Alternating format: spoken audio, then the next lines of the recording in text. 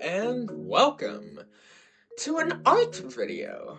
In today's art video, we are going to be looking at my creative process for my drawing for my LEGO Project Density module.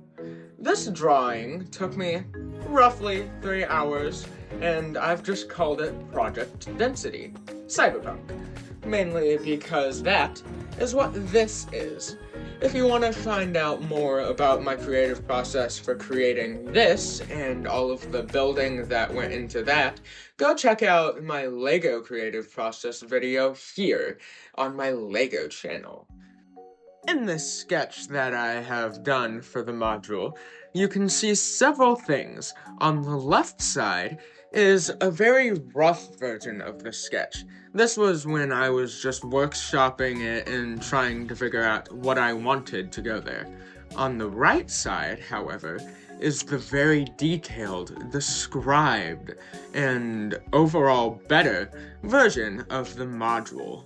Starting on the left side, we can see that we have a base, which I tried to make about 16 studs long. If any of you know Legos, that's, well, roughly the size of the bottom of this paper, if you will. And I tried to make sure that it would work in tension so that it could actually be built up.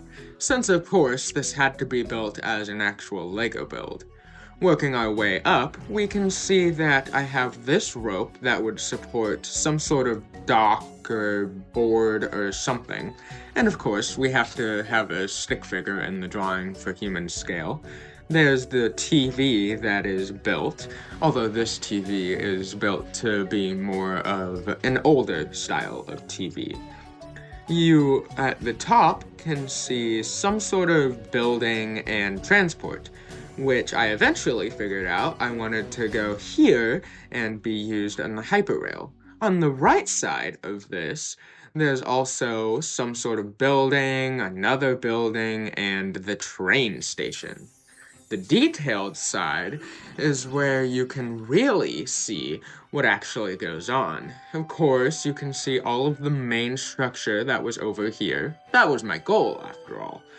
But I've also added things like wires, more wires. You can see the TV goes through the extensions. There's freight here now. There's wires hanging down from the monorail, hyperrail. There's cracks. There's rimming around the window. There's wires again. The vehicle actually looks detailed. I've labeled things such as AC, or a cargo dock, or this being for exhaust. I decided I wanted to build this 3D, so I needed to draw more than one angle. We start with this side view, then we moved to the top, then we moved to the left side, so that would be over here, and then the right side, which would be over here. I basically did what I thought would appear, but I added some odd angles just so it would look slightly better. You can see that there's a fan, there's some sort of window thing, there's even solar panels and wires hanging from the windows. I don't even know what this is supposed to be. Maybe some sort of electrical thing.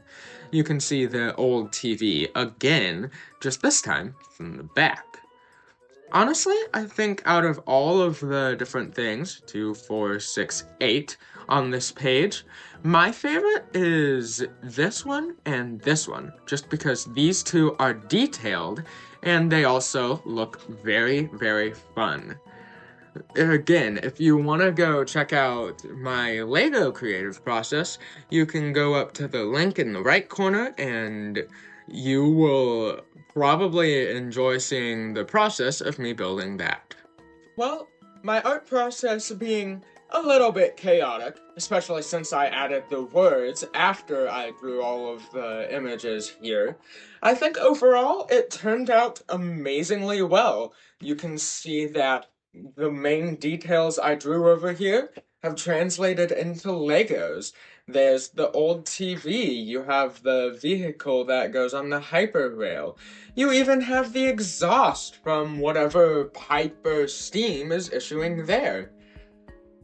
I think my art turned out to be pretty successful in Legos. Therefore, I want to thank you all for watching. I hope you've enjoyed and have a wonderful day. Goodbye!